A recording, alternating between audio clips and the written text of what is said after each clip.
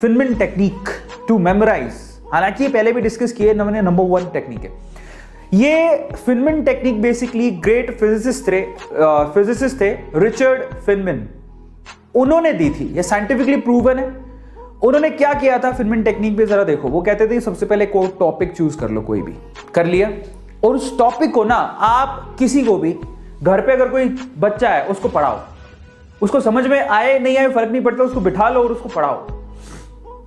और मैं अपनी टाइम में क्या करता था कि किसी बच्चे को नहीं पढ़ाता था, इनफैक्ट मैं क्या करता था कि सामने पिलो पड़ा है, पिलो को ही रख लिया, हाँ भाई पढ़, उसको तो पीछे से चांटा भी मारोगे तब भी चलेगा, उसको कौन सा लगनी है। तो हाँ पिलो, वो नहीं होता सिराना, उसको रख लिया, हाँ देखो ऐसे ऐसे होता है। मैं करता था, मैं बहुत करता था। तो वो ये कहते हैं कि पहले कोई एक टॉपिक चूज करो, किसी बच्चे को पढ़ाओ, ठीक है। अब वो क्या कहता है, अब जब आप उसको पढ़ा रहे थे तो आप कहां कहां अटके वो देखो। भाई कोई चीज पढ़ा रहे होते हो तो आप देखो कि आप अटके कहां।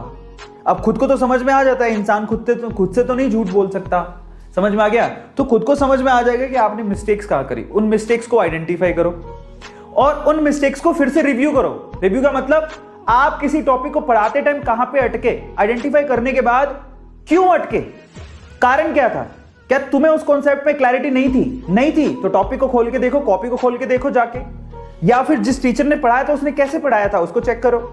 रिव्यू करने के बाद फिर से उस टॉपिक को उस बच्चे को पढ़ाओ या सिराने को पढ़ाओ। समझ में आ गया। जिस वक्त आप खुद सेटिस्फाई हो जाओगे कि नहीं यार अब तो मैंने जो पढ़ाया बेसिकली वो प्रॉपरली उसे भी समझ में आ गया होगा, क्योंकि मैं इस चीज को समझ पा रहा हूं, तो समझ लेना वो टॉपिक आपको अच्छे से याद हो जाएगा।